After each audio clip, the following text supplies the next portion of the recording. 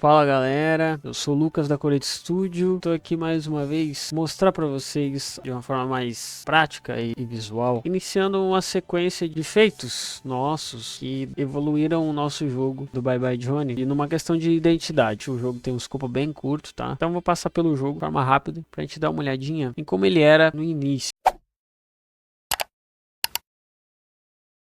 Recapitulando um pouco o que eu falei no vídeo passado, a gente criou esse jogo para participar de uma Game Jam. Então essa versão que tá aqui foi a versão que a gente lançou na Game Jam. Só o que acontece, a gente gostou do projeto, criou uma certa afinidade com o projeto, com o que ele foi feito. Tem a questão nostálgica da música, que foi uma coisa que me pegou muito, eu gostar da história da música e querer que o jogo fosse melhor. Não vou falar de narrativa, a gente vai dar uma olhadinha mais na identidade visual do jogo, tá? Dar um new game. Esse é um aviso, né, inicial do jogo, porque trata do assunto no jogo, então sempre importante. Ó, prestem atenção como a imagem é.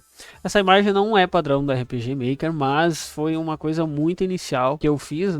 Foi mais rascunho mesmo, bem às pressas, assim, pra gente ter um personagem, pra gente ter um cenário no fundo, nem colorir, né, como vocês podem ver. Aqui essa fonte não é a padrão da RPG Maker, a gente colocou uma outra fonte, mas onde aparecem as mensagens, né, a forma que tá aqui, tudo isso era como já era definido o padrão da RPG Maker. O personagem mais cabeludo era o Johnny e o outro personagem era o Chance, que era o amigo. Cabe lembrar, a gente deu o nome de Chance por personagem porque... E a gente escolheu esse nome porque, não sei se vocês lembram do tema, era Let the Chance Decide. Então a gente meio que fez uma brincadeira, esse espaço que ficam as mensagens. E aí esse é o momento da corrida. Ela funciona de uma forma onde você escolhe uma decisão arriscada ou uma decisão segura. E é frear ou acelerar quando estiver num cruzamento, o semáforo, né? Não sei se fica bem claro aqui, porque tá bem tudo uma cor semelhante, né? Mas quando é o semáforo, o botão seria acelerar e ultrapassar o sinal vermelho ou frear. Quando muda o background lá de trás, seria uma curva, escolher fazer a curva normalmente ou pegar um atalho. O 0% ele indica a porcentagem de chance que você tem da manobra arriscada dar certo, né? E ela te dá pontos de glória, né? Esse aqui é o necessário para passar para ganhar a corrida, né? Tem tempo melhor para explicar depois, como eu falei, isso não é o intuito do vídeo, a gente vai dar uma passada no jogo rapidamente para ver apenas a questão visual. Aqui o quarto do Johnny, que já ficou bem claro como é a identidade visual do jogo. Então eu vou fechar e vou abrir o jogo como ele ficou até o momento. Aqui a gente criou imagens de IA para ficar algo mais colorido, algo mais vivo, de forma mais de distinguir, né? Por exemplo, o semáforo tava muito estranho, né? Toda aquela tela parecia ter a mesma cor e as coisas que você precisava de destaque na tela acabavam ficando ruins, né? Apagadas, né? Enfim. Então a gente usou IA para a arte geral do jogo aqui. Tá, nessa outra versão. A arte é uma coisa que demanda muito tempo, tá? E esse jogo, ele não é algo que a gente iria capitalizar em cima dele, entende? O nosso jogo, da nosso universo, que a gente criou os personagens, que faz parte de Echoes, que faz parte realmente dos projetos da Colete Studio, é o Daratrine, a origem. O Johnny, ele é um projeto que a gente se afeiçoou e queria deixar ele um pouquinho melhor. E porque ele tinha uma mensagem que poderia ser legal pra galera. Eu vou dar um play aqui. Então aqui, ó, você já tem um fundo, né, do jogo. Deixa eu ver se tem a opção de botar o full screen aqui. Então vamos dar um new game aqui. A música, né, de fundo também já é algo que a gente fez no...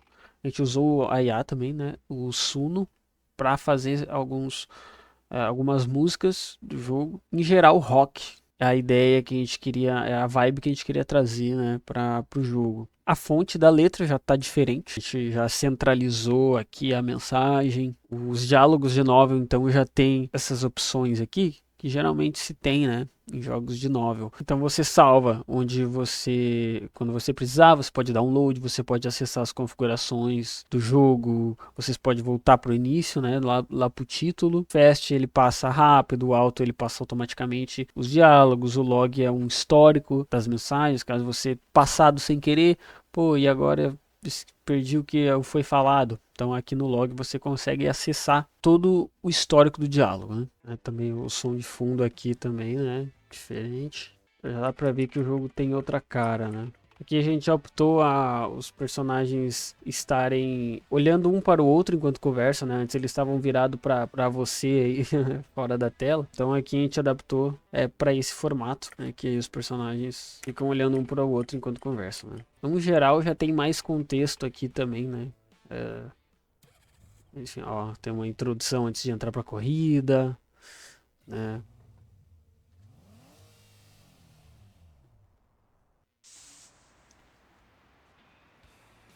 Então aqui, mais uma vez, já bem diferente, né? Um design bem diferente, tem um feedback agora visual, né?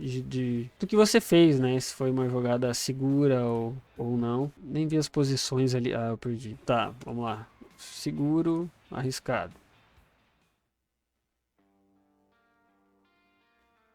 Ah, eu arrisquei. Tinha 90% de chance de dar certo, mas ainda assim não deu certo. Isso já é um pouco do aleatório, né, que a gente precisava colocar no jogo, né? Não sei se vocês lembram, eu comentei no vídeo passado também.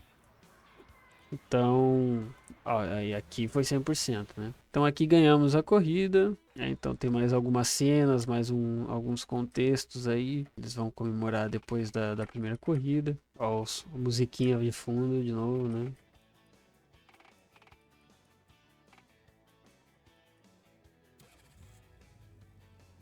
E às vezes a gente pode pensar que quando a gente fala de identidade visual, né, criar uma identidade visual aqui no jogo, como eu falei que o RPG Maker ele tem muitas ferramentas que vêm de padrão. Essa parte não vai ser só adicionar coisas e modificar, né? Tem coisas que a gente vai inclusive retirar, né? Porque não vai fazer uso no jogo. Então a gente precisa otimizar o jogo para ele ficar a forma mais leve possível e que não tenham coisas que não. Documentos dentro do jogo que não vão ser de fato usados. Vai ficar lá só para pesar o jogo. Então isso é muito importante. No RPG Maker, com as mudanças que a gente fez, por exemplo, pegar as pastas aqui. Essa é a pasta da versão mais atualizada do jogo. E aí aqui em imagem, a gente vai ter algumas imagens aqui. Aqui os assets dos personagens. Aqui só o que a gente está usando. Os feedbacks aqueles, né? Que estão sendo usados lá, os botões. Aqui tá só o que está sendo usado. Algumas transições lá da história. Aqui, ó, é uma coisa que, por exemplo, a gente já não retirou. Ó.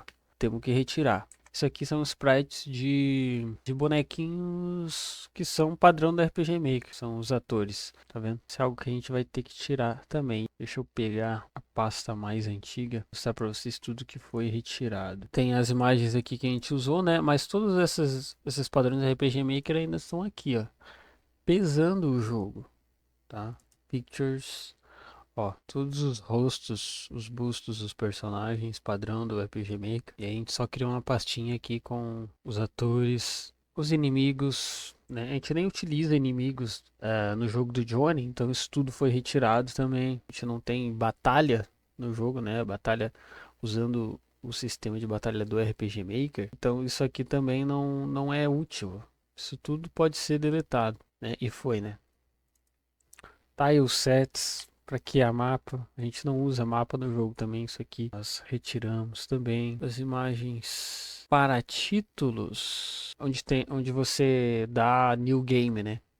Ali ele tem um fundo e se usa um arquivo dessa pasta aqui, titles. Aqui tem umas molduras também para colocar lá, né? E deixamos apenas o visual que a gente iria utilizar. Interessante aqui, não foi só o que entrou, foram removidos 120 imagens padrão de personagens e 21 paralaxes padrão. Tá? Todos são os 141 assets que foram excluídos do jogo, né? E isso conta muito, inclusive para subir o jogo no itch.io, por exemplo. No itch.io existe um limite de quantidade de arquivos que a gente precisa subir lá para que ele possa ser jogável no navegador, por exemplo. E o pessoal não precise baixar o jogo. E a gente queria isso, né? A gente quer que ele seja um jogo jogado ali direto no itch.io. Vou colocar agora algumas telas para vocês verem melhor a diferença ao mesmo tempo. Fica um pouquinho mais explícito assim a diferença de visual que o jogo teve. Então esse foi o primeiro passo para as melhorias do jogo pós Game Jam, né? A gente postou o jogo daquela forma mais simples, que é o que deu tempo para fazer, mas a gente estendeu um pouco, trabalhou mais em cima do jogo para deixar ele mais legal, porque a gente se afeiçoou um pouco à história, ao que tinha no jogo, né? Esse foi o primeiro passo, deixar mais atrativo visualmente.